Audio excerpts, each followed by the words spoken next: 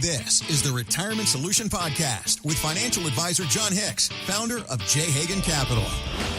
We're coming up on the spending season, John. I mean, is there any time of year like the months of November and December where the money flies out of your pocket so freely? It shocks me every year. It's unbelievable, right? So, I mean, like, I guess we started doing some, holiday shopping already in the summer. Smart.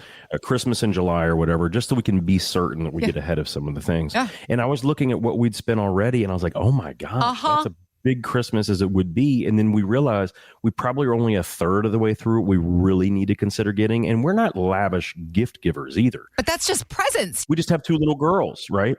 Yeah.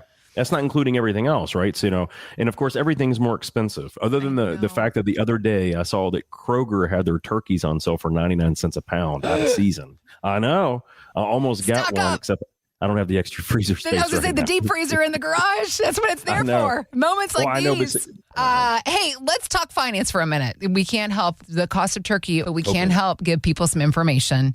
Let's talk about this column off of MarketWatch.com. A man wrote in, it was an advice column, and he's 65 years old. He's married. He started saving at 23. He's been a good steward of his money. John, you'd be very proud of this man. Absolutely. If you add up his emergency fund, his 401k, his real estate holdings, and the sale of his business, relevant to you as small business owners, it comes up to $4 million he's got in assets for his retirement. He was asking in this column, he was asking about IRA conversions, annuities, when he should claim Social Security. But John, the thing he did not ask about is taxes. I know. I mean, I'm going to say 7 to 8 out of every 10 people, 70 to 80% of people do not have a proper tax plan. So let's go ahead and go through this again. So a 62-year-old started saving when there's 23. He saved $4 million. He has real estate investments, and he's a successful business owner. So when I'm looking through this and thinking, okay, if he saved about $4 million, my guess is about $2.5 to $3 million of that is probably his tax deferred accounts. It's just kind of how it works out for most people. The majority of their savings is going to be in their 401k. So when you think about that, if this gentleman has, let's say, nearly $3 million in IRAs and qualified accounts, he really doesn't have $3 million when you figure that we have a silent partner in every one of those accounts to the tune of Uncle Sam. The government is going to get a portion. Now, the fact that he saved that much money also means that he's going to fall into the number one tax trap, which is RMDs down the road. So if you think about this, ladies and gentlemen, and they've changed the ages a little bit. It used to be 70 and a half. We had to start pulling out from our required minimum distributions from our qualified accounts. So our IRAs and 401ks. And now they have pushed that to 73 as the starting point. And that at a certain point in time, it'll be 75.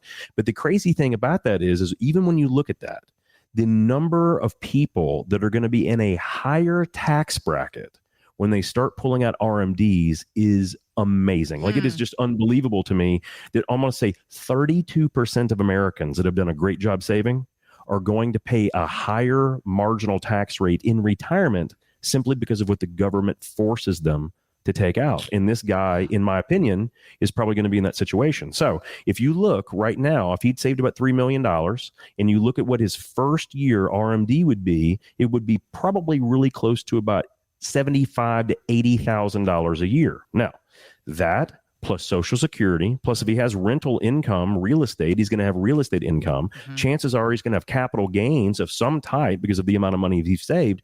There's a good chance he's going to be in a higher marginal tax bracket, probably close to like 30% in retirement. Now, that's crazy. Why is that a big deal? Well, if he actually retires, he may not have any of those loopholes or those deductions that he currently has from operating a small business. He may have to, unfortunately, have none of those. So if you figure $3 million that could be in that IRA, he may only end up getting to keep 70 cents on the dollar, which means that about $3 million, the government's going to end up with about 900,000. So he's only going to really have about 2.1 million. Now, would that change your mindset if all of a sudden you say, man, I've got $3 million in my accounts, when you realized only 2.1 million belongs to you? That is kind of a kick in the face, isn't it? And yet that is one of the things that people don't look at. And so one of the bigger issues that I come into is I have to unfortunately deal with people that have CPAs that are just not very well read and when it looks at income planning for retirement. Okay. A lot of CPAs say, no, I don't know if a Roth conversion is going to be good for you because it's going to cause, you to pay more money in taxes this year, and it's going to cost you an extra blank amount of money.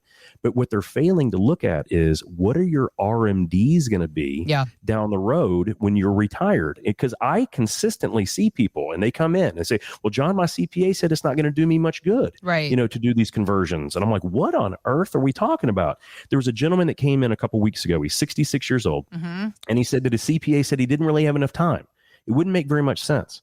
Well, I asked him, well, how long did your time to do a conversion to basically make money on that deal or to have it save him money. I was like, well, about how old were your parents when they passed away? Yeah. Said around 87, 88. I was like, okay, perfect. Are you in about the same health as they're in? He goes, well, I'm a little bit better because my mom smoked and she laughs to be 87. My dad didn't smoke. He would drink a little bit and he's a little bit better because he doesn't do either of those things. I'm like, oh, fair enough.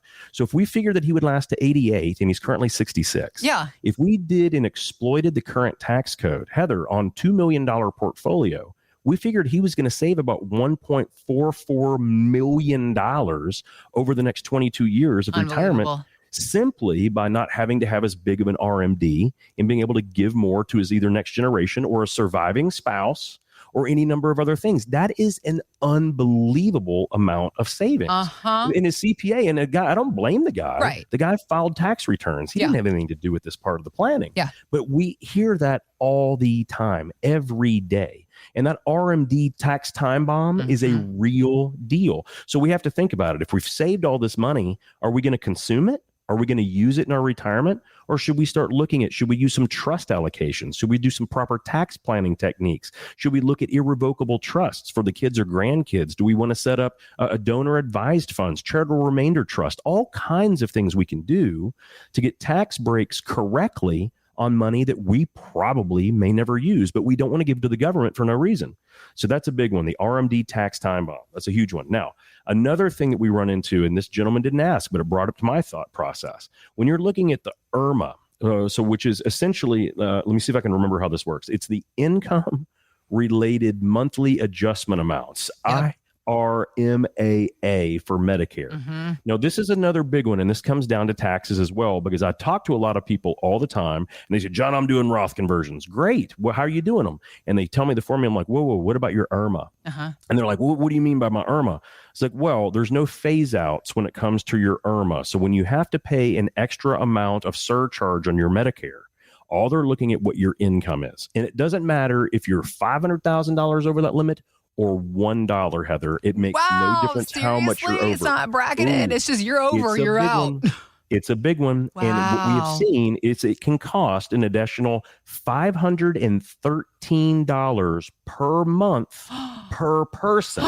So that means if you're married filing jointly and you exceed those IRMA thresholds by even $1, you will potentially pay an extra $1,026 a month. And by the way, that's forever. That never goes away unless you petition the government. No. So $1,026 a month for every month of your retirement potentially.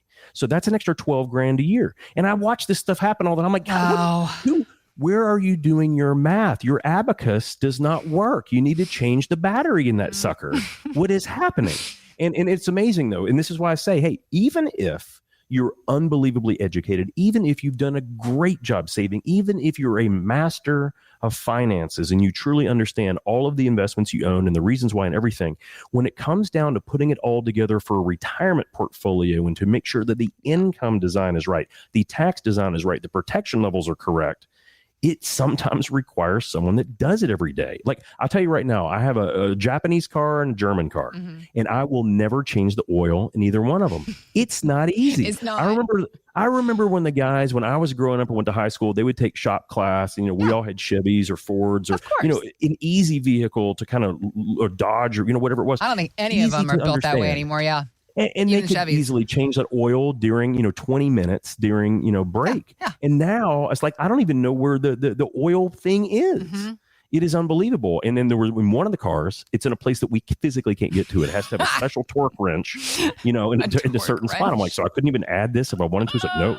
I'm like, oh my gosh. So anyway, so the whole idea is that even if you understand all of the things that get you to that point of retirement, this is the one part, this is the one time when I say, whether you do or don't hire a financial advisor, it is a time to get a second opinion, to find out, to make sure that we're protecting ourselves sometimes from ourselves.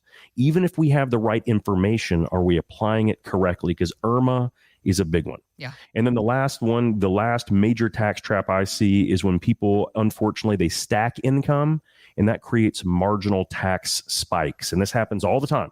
When we're working, we typically just get a W-2.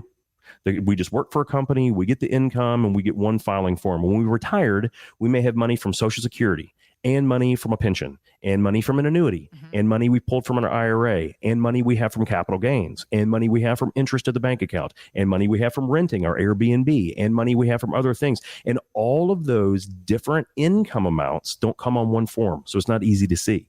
And when we stack those incomes up that are all taxed differently, it can cause us to spike our marginal tax rates, and this costs people fortunes over the course of retirement. So the big three tax tracks, RMD, that this gentleman didn't ask about, Medicare IRMA issues, and then unfortunately marginal tax spikes because of stacking income. Those three things can all be fixed and addressed if you deal with a skilled fiduciary advisor. If you do not have one, call our team today, get an idea of what your opportunities are, and find out what the right fit for you is, no matter what you decide when it comes to retirement. That number you're dialing right now, 502-317-0840. Let's set a time on the calendar. Begin the conversation about your retirement tax plan review. Do not fall victim to one of these tax traps that Jon was pointing out. Let's build out a strategy for your retirement to be more tax efficient. 502-317-0840 is the number you're dialing right now. You can also go to retirementsolutionradio.com. 502-317-0840. It's 502-317-0840. It's that time of year. The days are shortening up. Temperatures are going down. I thought you were going to say it's that time of year to start everyone getting like chest colds and 10 times worse allergies. I wasn't going to point it out, because I did sense I can sense a little nasaliness. Yes, it is the time for ragweed and tree pollens and all those things. Is it getting you? All the awesome stuff that happens in the Ohio River Valley, right? Whatever it is. You got to love that. You're amongst friends in that space. I fortunately don't have fall allergies. I've got every other kind of allergy under the sun, so I'll take the win. I have end of year stress, with the holidays and everything that is involved, the family and all of those other things. The thing that I feel that we haven't had to manage so much this year, normally the fall is a volatile time in the market, but we haven't seen that much this fall. Yet. Right. How dare you? What is with the cynicism? No, there's always a yet. I mean, when you look at all the headlines, and again, I try not to, because most of that stuff is way out there, macroeconomic. It doesn't affect most of us individually very much. Right. But when you look at all the things that are out there, there's a lot of, curiosities. How are things going to unfold? How are they going to unfold when it comes to interest rates? How are they going to unfold when it comes down to earnings season? How are they going to unfold when it comes down to what's going on in China and Russia and Ukraine and all these other things, on top of the fact that all of our politicians don't seem to be focusing on the things that are going to matter the most to us, which is how on earth do we put a Band-Aid on the bullet hole in Social Security and Medicare? Right. No joke. Right. So, and they're not even talking about that. So all of these things, especially when the market's kind of elevated, all of these things can matter. It just depends on what day of the week and what headline comes out that day and what gets tweeted, Right. It's all stuff that, for most of us, we don't really need to pay attention to it daily. The question is, how have we prepared ourselves for not if, but when any of those things actually happen? Well, that's where you come in, Jon, helping us figure out how to prepare ourselves. You were talking about the macro level stuff, and I point that out a lot. It's like, okay, this is the macro headline. Let's talk about how it affects us on a micro level. So a headline, an interesting headline, Warren Buffett, not a politician, the Oracle of Omaha, somebody that we have all watched and watched, many of us, I think, with optimism. And, we respect Warren Buffett.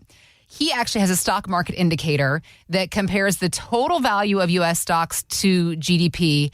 And apparently it's flashing red right now, Jon. So to compare, in the year 2000, before the tech wreck happened, this ratio of his was at 175. Today, with the surge of AI, it's at 217. Yeah. Other things that are happening, gold has reached a record high. Credit card debt has reached a record high. The price to earnings ratio in the stock market is now at 30, which is the same as it was right before, again, the tech wreck of the year 2000, Jon. Sure. We always say, don't let the headlines dictate your perspective and your finances. However, headlines like this, you can't just ignore what things seem to be pointing at. So is it concerning enough for you to be building in more protection into retirement plans? How do you react to information like this? Yeah, that's a good question. So, one of the things that I say about most headlines is most of them will not affect us individually very much. Now, what they often do, though, is they serve as a wake-up call, right? So whenever I'm reading these things, and of course, Buffett's indicator, basically he's saying that stocks are more expensive now than they even were before the tech, bust. Mm-hmm. Now, that's his indicator, but unfortunately, when you look at Robert Shiller, who we talked about a ton on the show, I recently had the opportunity to go on a cruise with him to Europe, and we actually I got to speak to the guy, and he won the Nobel Prize in 2013 for research that said the exact same thing that Buffett's warning signals are showing. Is right? Shiller over at the Yale Endowment Trust? No, not the Yale Endowment. That was David Swinson. But Shiller is a Yale economist, but he won the Nobel Prize in 2013. Okay. He's the one that wrote the book called Irrational Exuberance. He correctly predicted the 2008 huge market crash, and he won the Nobel Prize because people realized, oh my gosh, this guy got it right. Yeah. So, but Shiller's numbers are suggesting exactly what Buffett's are saying. Things are really expensive. So does it mean that we add more protection now? Potentially, no. But what it should make us do is to figure out the number one most important thing about being able to retire is how much of your money is protected. Right? It's if you're a millionaire today, but then the market goes on a hiatus and careens off of the cliff, and now you've only got $450,000, you're no longer a millionaire. Can you afford to stay retired? Many people, the answer would be no, but it's been a while, right? It's been literally 25 years since we had something that could be that dire. Now, does this mean that we all go out and change everything? No, but like I said earlier, it is potentially a wake-up call to let us understand, hey, where are my protections in my portfolio? So of the top three major things that everyone, they're critical, they have to. It's not a maybe it'd be nice if we could. No, it's the three critical things we all have to be able to retire. Number one is protection. It's not all the same. It's not a product. It just means how much of our money is in a place where we can't lose it either because of inflation or because of market carnage or because of interest rate maneuvers or because it could be sued away from us or taken in a liability claim. All those things. How much of our money is protected, number one. Number two, how can we create income to live off of when we no longer want to work or can't work? And number three, how do we pay the least amount legally in taxation so that we can use more of our money and it doesn't go to the government? Those are the big three. So when you look at number one, protection, most people I see, and Heather, I hate to say it, but it's an honest number. 6 or 7 out of every 10 people that come in the office have no protection in their portfolios. None. Right. I mean, they say, well, they're diversified. And I agree, diversification is a tool to help create some protection. But one of the things I want to bring up, because the Buffett indicator is flashing signals from 1999, 2000, and so are Shiller's numbers, I want to go through some of these things. Okay. So in 2000, they call it the dot-com bust, the tech wreck. And it's true. If you look at some of the best companies today, which would be the Mag 7, which are who? Amazon, Apple, Google, NVIDIA, the tech all companies. Those guys. Yep, all those great ones. And by the way, guys, they have done exceptionally well. They've done awesome. If you looked at Apple, because it was around back then, Apple lost 92% of its value during the dot-com bust. Amazon lost 95% of its value. NVIDIA was also around. It lost 98%. Guys, how long did it take those things to get back? It took Apple 6 years to get back. It took Amazon 11 years to get back. It took Microsoft and NVIDIA 16 years to get back to even. Protection is so important because even though some of the best companies did come back, like Procter & Gamble and Disney and Walmart, guys, it took an average of 7 to 13 years to get back to even. And here we are, the largest group of people thinking about retirement in the United States history are knocking on retirement's door or they've just retired. And here we are at the point where all of a sudden all these red signals are starting to go off. Yeah. We have to be protected from this because if we were just able to protect ourselves in that downturn, we would have been able to have one of the best buying opportunities in the history of the stock market if we did it right. Now, here's the point. Do we need to protect all of our money? No. Do we need to put it all under the mattress? No. But this is where a skilled fiduciary advisor should be able to show you exactly what money you need to have protected so that it can give you an income stream so that you can live to fight another day. Because most people I meet, if they went from $1 million to $500,000 and they can only pull 20 grand a year to live off of, they're not going to have a very good retirement. They're not going to enjoy that at all. So the whole point is, can we potentially protect ourselves from that happening? Absolutely we can. It's an easy fix. Okay. But most people just don't know how to do it. That's what we specialize in our office doing. It is the number one critical thing for anyone to do when you're thinking about retirement. Protect what you got. Protect what you got first. And again, it's not product based. It is process based. Well, and we started talking about Warren Buffett, and he says the first rule of money, don't lose your money. Second rule, see rule number 1. So protect what you have is the same idea, right? Yeah. It's like, why would you risk what you need to potentially get what you don't even need? And the point is, who needs a 20% return if you've already won the game? Right. The whole point is, hey, if you can live off of your $4 million, $2 million, $1.7 million, if that can generate a solid and stable income for you to live through the rest of your life, why would you risk that to potentially have 30% less or 50% less and take you a decade to get back? Yeah. So guys, it really comes down to, don't get fearful about the headlines. And what I tell my clients all the time is, hey, you don't have to worry about it. We've already created the system and the plan around it. Okay. We already know what would happen. We don't think what happens if the market does careen. What we say is when it does. How are we going to handle that? Where's our income going to come from? We already know. How are we going to deal with our taxes? We already know. How are we going to deal with market conditions? Well, we kind of already know, right? Mm-hmm. So the main thing is, a good plan is planning for those negative situations. Sure. And then if it works out great, good. You just have more money, more income. You can retire a year earlier. But most of us, I just don't see that protection. And that is paramount to being able to even consider retirement at any stage of the game. All right, John, I want to ask you about this list. 4 strategies to unstuck your stuck money. Can we say it that way? Unstuck your stuck money? Why not? Unstuck my stuck. People do all the things these days, right? We can say whatever we want. You feel unstuck? Let's get you unstuck. That's goals. Let's unstuck yourself. Even something as simple like saving to our 401k. Sure. That's what we're going to break down here. And because there is something to be said for the strategy of you save, put your money in your 401k, invest in this, and then leave it alone. Don't touch it. Well, sure. but wait, there's more, because then your money can get stuck if you leave it too long. This is all according to CNBC's Sharon Epperson, because we saw the market volatility at the start of the year. Meanwhile, here comes Fidelity saying, congratulations to you, all you 401k holders. You didn't panic. There are still a record number of 401k millionaires who did not sell off their investments. So again, CNBC's Sharon Epperson was talking about how, warning, I should say, that leaving your 401k alone for too long can lead to this stuck money problem. Here is Sharon. 95% of the overall 401k investors didn't make any changes at all to their portfolios. That might have been fine if they were in a target date fund and it was, fulfilling their goals. But if they weren't and they just had it there because that's the kind of what they've had for the last years and years and years, that's stuck money. That's money that you haven't properly invested. Of course, none of us want to be unproperly invested, John. We have this list of how to get our money unstuck. How can you go through these items and also tell us the strategies you use at J. Hagan Capital to help us free up this stuck money?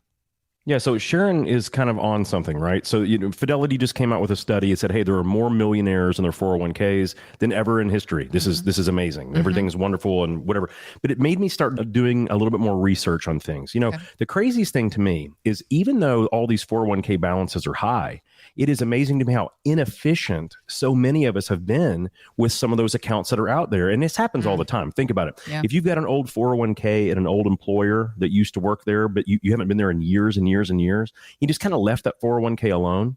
Potentially, we have forgotten what that money was actually even supposed to do for us. As a matter of fact, there are over 30 million orphaned 401ks out there in the United States right now.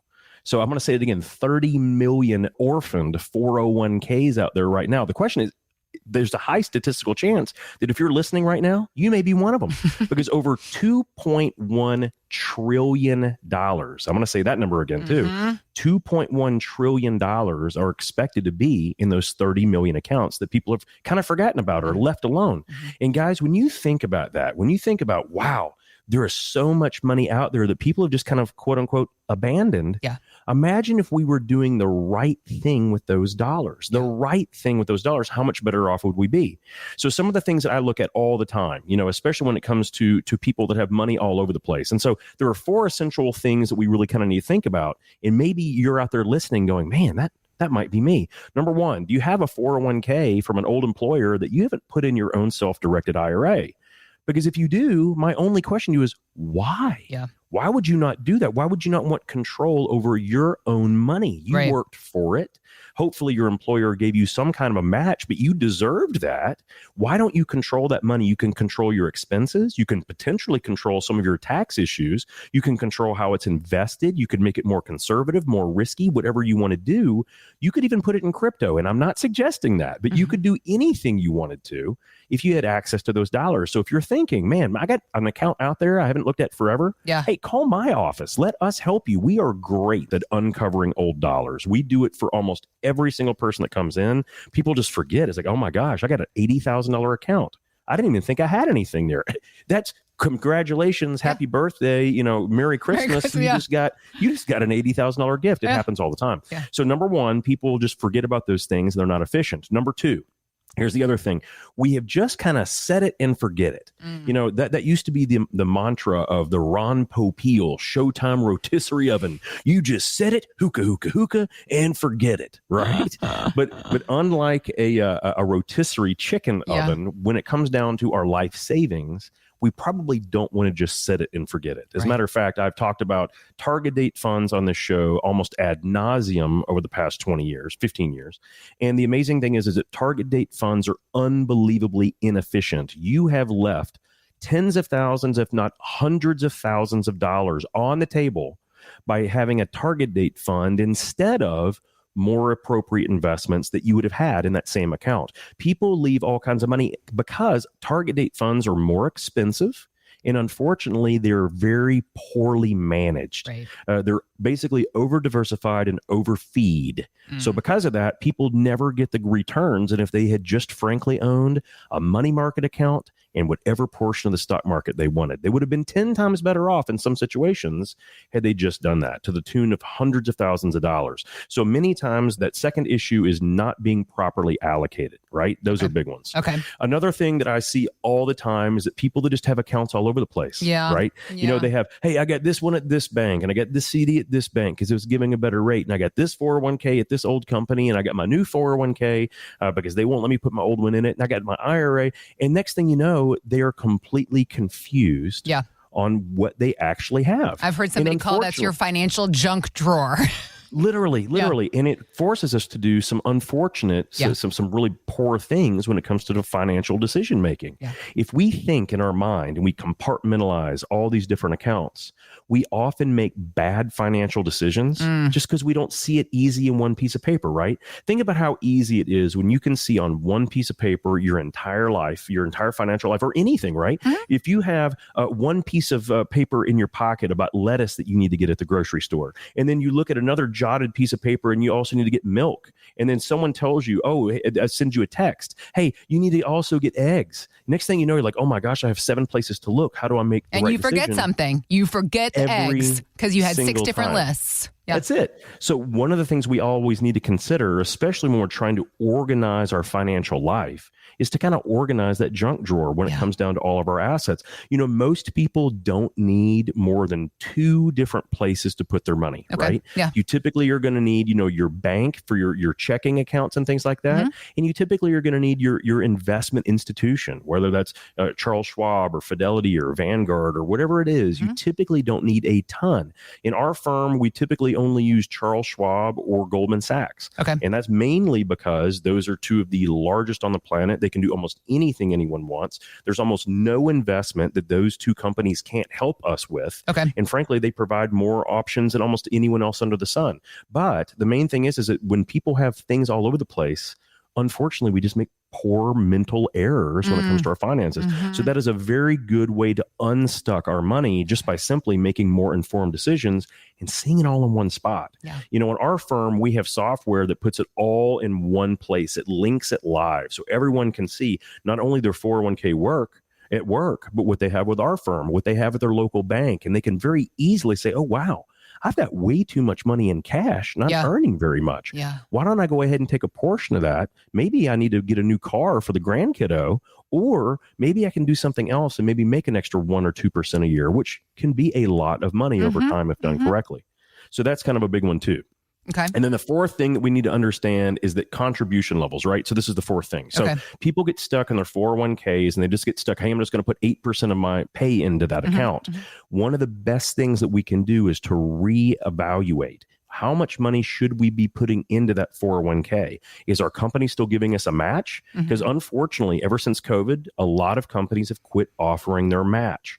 So other than just saving money, which I think is always a great idea. That's right. The question is it the right spot to put your money? Because you can also put that money in a self-directed IRA or even a Roth IRA, which means that you're never going to have to pay taxes again going forward if you do it correctly in those accounts. And you may actually be substantially better off. You may pay fewer fees.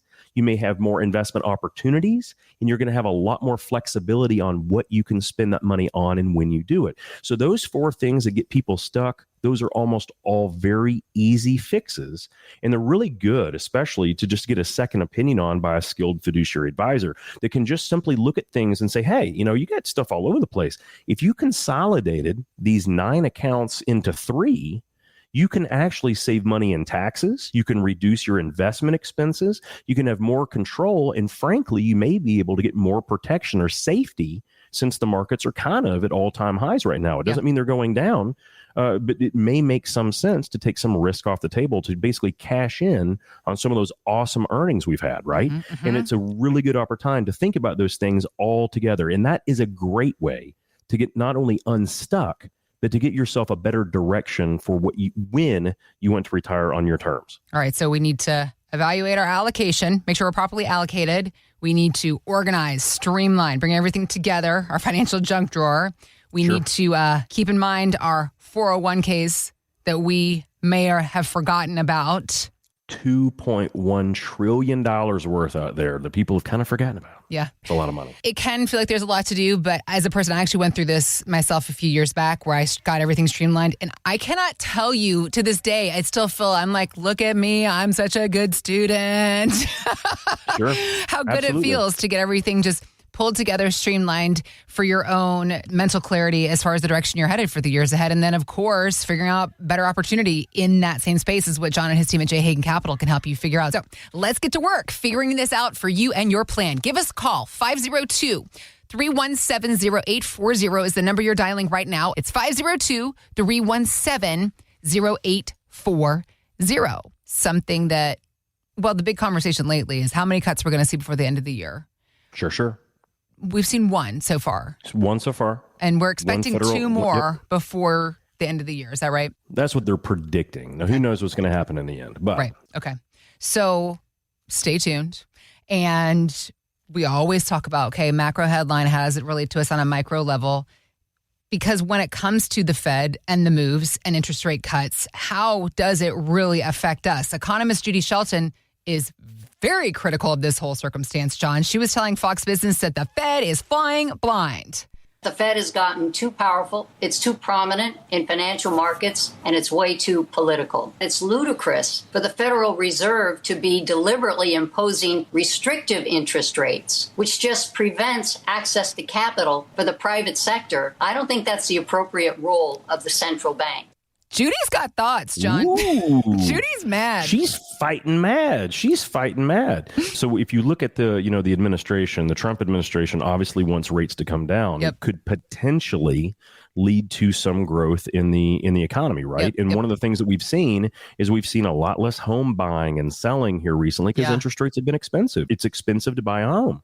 And so that's one of the reasons they want to bring it down. Although the Fed has said, hold on, guys, we got to remember, look at the cost of beef, look at the cost of eggs still, even though they've come down. Inflation is still out there. because of all that free government printing presses that we ran all during COVID for so long and all the money we handed out. So I can see both sides of this balancing act. But when you kind of think about it, I think what she's saying is pretty eye-opening, right? She said that basically the Fed is flying blind. And why is she saying that? Well, it's very interesting because whenever the Fed decides they're going to meet, they're using data that frankly may not be accurate, right? And if you look at all the revisions, I mean, if you look at the last administration during Biden, they revised every single thing they always said. Everything they said the following quarter was revised. Now, that's not a positive or a negative statement, but if you're making decisions on data that's going to be revised, that is a terrible idea. It's kind of like, it's like a flip of a coin. Well, I don't know. What do we really think? Well, Ted, let's just go ahead and raise rates. Why shouldn't we? I mean, some of the data says that at least. But not only is the data unfortunately always revised, we really don't know yet what is going to happen with all of the current macroeconomic stuff. The market's very expensive and so forth. So when we think about this stuff, what I relate this to is kind of like a retirement spending plan. You know, Heather, when you come down to it, one of the things that I see all the time is when someone gets to retirement and where they may be flying blind is when it comes to how are they going to pull the money out of their accounts, right? So, you know, right now people are all focused on what's going to happen with the Fed, you know, or the rate's going to go up or rate's going to go down, thinking that's going to be meaningful to their life or their retirement. Chances are not that much. But what is crazy to me is how many people out there say, man, I've got more money in my 401k than I've ever had. I've been putting it away. I've been methodical. I've been investing in the U.S. economy. It's been growing. I'm doing great. And yet, when they're thinking about retirement in the next 3 to 5 years, they actually do not have a written system for how they're going to withdraw that money. Right now, that's kind of like saying, it's almost like the Fed. It's like, well, we're going to use some data. I don't know how good that data is, but we're going to use that. We're just going to pick at it and pray. We're just going to pick and pray, pick away and pray. And that's kind of what a lot of people's retirement income strategies like. And that is a huge problem. And here's, we did the math on this in my office.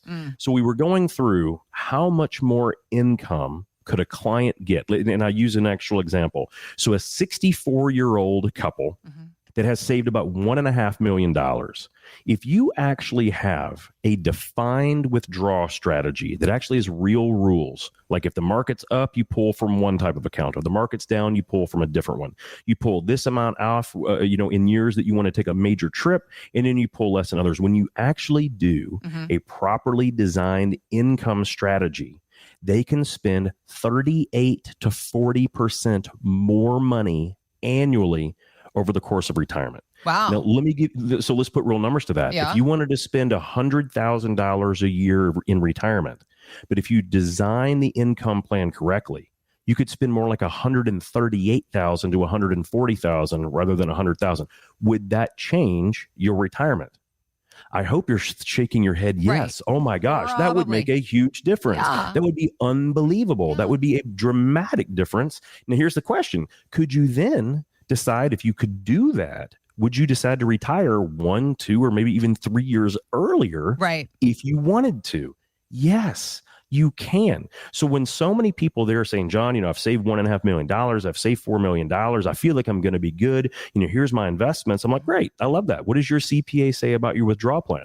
What does your tax attorney think it makes the most sense when you're actually going to pull this money out? What are their thoughts? And they look at me like they're dumbfuddled. It's like, what are you talking about that? I was just going to pull 4% a year. I'm like, well, no, you can do that. It is highly inefficient, but you can.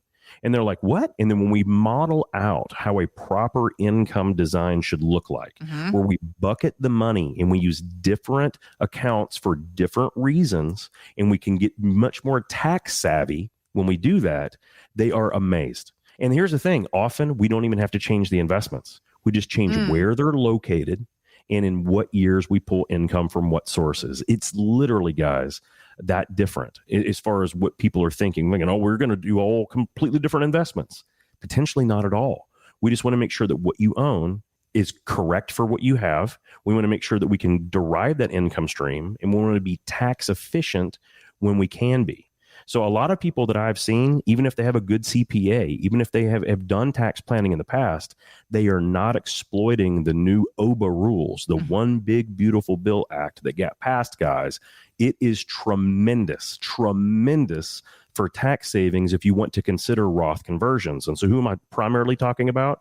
If you've saved $2 million or more in retirement accounts. Guys, it is absolutely game changing what can now be done. Okay. And so one of the things, even if you have a tax strategy, even if you have a CPA, even if you have a tax guy, this may be a great opportunity to reevaluate what should a written and correctly done income plan look like to incorporate that new legislation. It is game changing, potentially to the point to where you can save hundreds of thousands of dollars. And Heather, there was a couple that had saved about $3 million.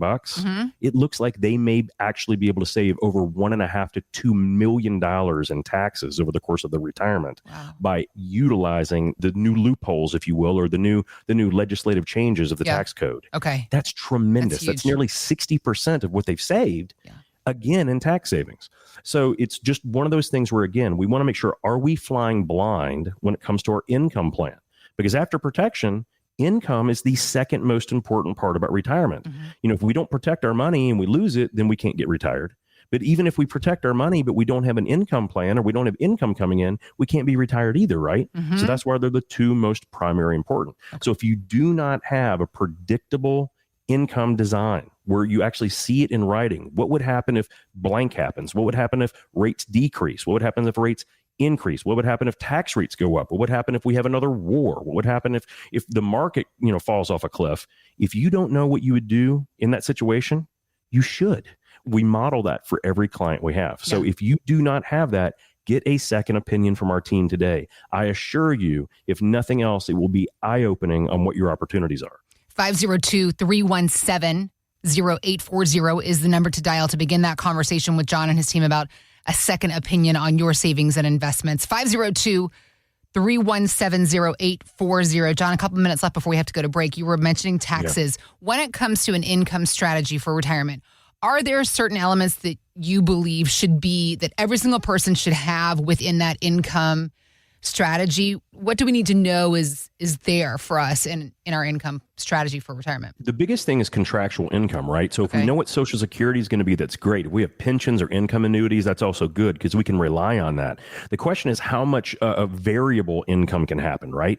So if the market tanks and you said, I was going to pull 4% from my portfolio, but you realize, wow, you had $1 million. Now you only have 600,000. Can you still pull that 4% out?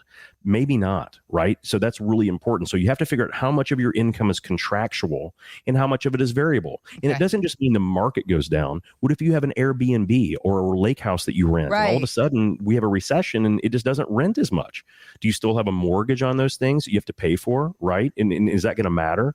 Would you have to potentially sell those investment properties if you couldn't rent it for enough money?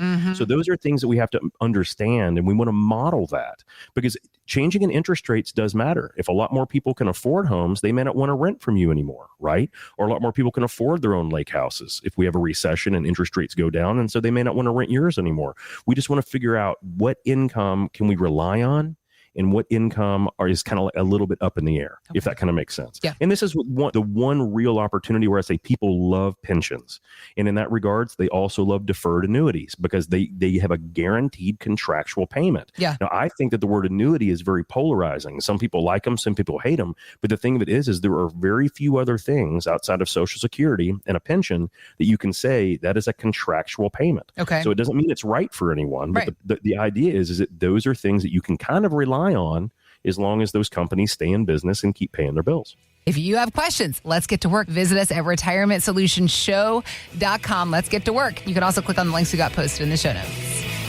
Thanks for listening to the Retirement Solution Podcast with Jon Hicks. Begin the conversation about your savings plan with Jon and the team at J. Hagan Capital by visiting retirementsolutionradio.com. Be sure to listen to Jon's radio show, The Retirement Solution, Saturdays at 8 a.m. and Sundays at 9 a.m. on News Radio 840 WHAS. J. Hagan Capital Incorporated is not licensed in all 50 states. To find out if J. Hagan Capital Incorporated is licensed in your state, please call 502-690-5635. J. Hagan Capital Incorporated is not affiliated with nor endorsed by the Social Security Administration or any other government agency and does not provide legal or tax advice. By contacting us, you may be provided with information about insurance and annuity products offered through J. Hagan Capital, LLC, NPN number 1882794.